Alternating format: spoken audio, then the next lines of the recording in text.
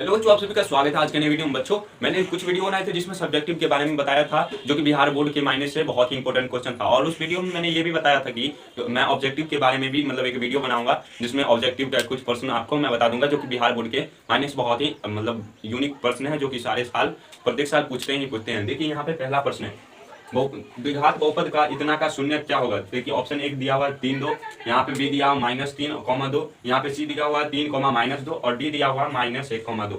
अब देखिए द्विघात बहुपद यहाँ पे हमें दिया हुआ है, इसको हम सॉल्व करके देख लेते हैं क्या होगा हमारा ऑप्शन। यहाँ द्विघात बहुपद हमारा दिया हुआ है 2x² + 3x + 2। देखिए यहाँ इसको हम ए मानते थे, तो ए हमारा x का वैल्यू 1 है तो 1, बी हमारा देखिए यहाँ +3 है तो 3 और सी हमारा 2। हमारा ये हो गया। अब देखिए शून्य के लिए द्विघात बहुपद से हम निकालेंगे। द्विघात बहुपद से हम एक सूत्र शून्य के लिए लगाते हैं, -b + -b² -4ac/2a। अब देखिए यहाँ पे b का मान क्या है, b का मान हमारा 3 है तो माइनस पहले, तो माइनस, b का मान 3 है तो 3, प्लस माइनस रूट अंडर है तो रूट अंडर। अब देखिए यहाँ पे b का मान कितना, b का स्क्वायर है तो b का 3 का स्क्वायर, -4 तो 4, a का मान हमारा 1 है तो 1 और c का मान 2 है तो 2, बट्टा में 2, a का मान हमारा 1 है तो 1। देखिए अब यहाँ पे हमारा ये -3 प्लस माइनस, यहाँ 3 3 9 हो जाएगा, माइनस है तो माइनस, 4 दूना 8, 8 इकाई 8 तो 8, बट्टा में 2 इकाई 2 हो जाएगा। अब देखिए हमारा यहाँ पे इधर हम कर लेते हैं, -3 प्लस माइनस, 9 में से 8 गया तो 1 और बट्टा में 2। अब देखिए यहाँ पे -3 प्लस माइनस, एक का अगर हम स्क्वायर करते हैं तो एक का रूट हमारा हटेगा तो एक ही बचेगा, क्योंकि एक का स्क्वायर हम कर सकते हैं, तो बट्टा में 2। अब देखिए हम अल्फा निकालने के लिए प्लस को लेते थे, अल्फा -3, ये बीच में दो चिन्ह है ना, एक प्लस है एक माइनस है, तो हम अल्फा निकालने के लिए प्लस वाले चिन्ह को लेते थे, तो हम यहाँ प्लस बट्टा में 1/2। अब देखिए 3 में से +1 हो रहा है -3 और +1 हो रहा है तो -2 बट्टा 2, ये हमारा कट जाएगा, बचेगा -1। तो अल्फा का हमारा मान -1 आया। और अब देख लेते हैं बीटा का मान क्या आता है। बीटा के लिए हम यहाँ पे देखिए दो चिन्ह था, उसमें से प्लस को ले लिया अल्फा के लिए, तो बचा हमारा माइनस, तो माइनस को लेंगे हम बीटा के लिए, तो -3 -1 को हम जोड़ेंगे बट्टा में 2, तो -3 और -1 को जोड़ने पर हमारा -4 बट्टा में 2 आता है, तो ये कट जाएगा हमारा -2।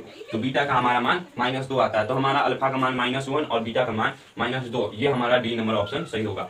तो बच्चों अगले प्रश्न की ओर बढ़ते हैं। अब देखिए अगला प्रश्न सेम टू वैसा ही है जैसा मैंने पिछले वाला प्रश्न बताया था। देखिए यहाँ पे एक द्विघात बहुपद है। देखिए यहाँ पे द्विघात बहुपद में दो ही हमें स्थान क्या हुआ। अब देखिए द्विघात बहुपद का आपने व्यापक रूप देखा होगा। द्विघात बहुपद का व्यापक रूप ऐसा होता है, x² - x प्लस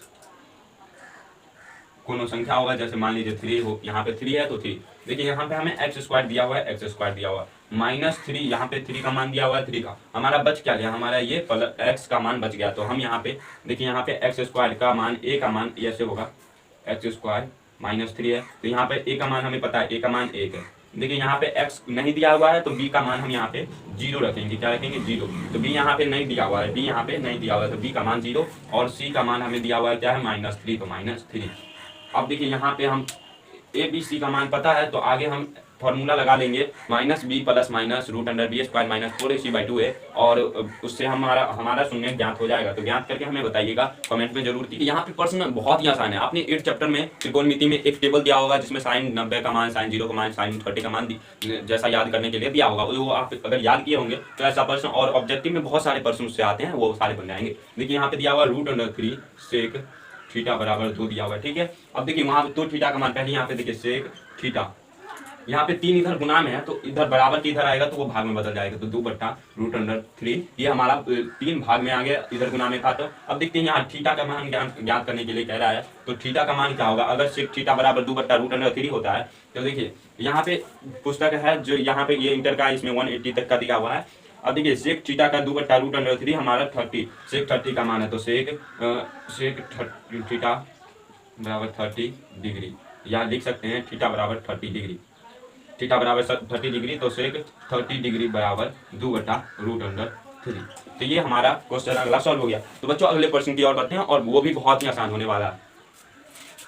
अब देखिए यहाँ पे प्रश्न बहुत ही आसान है, लेकिन उसका ऑप्शन आपको समझ में नहीं आएगा, क्योंकि वो अलग टाइप से दिया हुआ है, उस प्रकार से नहीं दिया हुआ है। देखिए यहाँ पे 1/√3 किसका मान है? आपने वो टेबल याद किया होगा तो उसमें पता होगा कि आप देखिए सबसे पहले ऑप्शन दिया हुआ है साइन π/3। आप देखिए यहाँ पे π/3 का क्या मान होता है? आपने तो पढ़ा है कि यहाँ पे sine 30 degree, sine 60 degree, sine 90 degree. तो यहाँ π/3 का मान मतलब क्या होता है? देखिए π/3 का मतलब हमारा होता है 60 डिग्री और π/6 का मान हमारा होता है 30 डिग्री। तो हमारा ये पता चल गया। तो आप इसमें आपने पढ़ा होगा कि साइन 30 डिग्री का मान 1/√3 होता है। तो यहाँ पे देखिए π/6 tan π/6 जो हमारा होगा वही हमारा ऑप्शन होगा। तो देखिए हमारा साइन ए दिया π/3, तो यहाँ साइन साइड का मान हमारा नहीं होगा। तो यहाँ देखिए 6 cot π/3 ये भी हमारा नहीं होगा। यहाँ पे सी नंबर ऑप्शन देखिए tan π/6 ये हमारा ऑप्शन होगा। तो बच्चों आज के लिए बस इतना ही, मिलते हैं अगले वीडियो में। तब तक के लिए हमारे चैनल को सब्सक्राइब कर दीजिएगा, वीडियो को लाइक कर दीजिएगा और अपने दोस्तों के साथ शेयर करना ना भूलिएगा।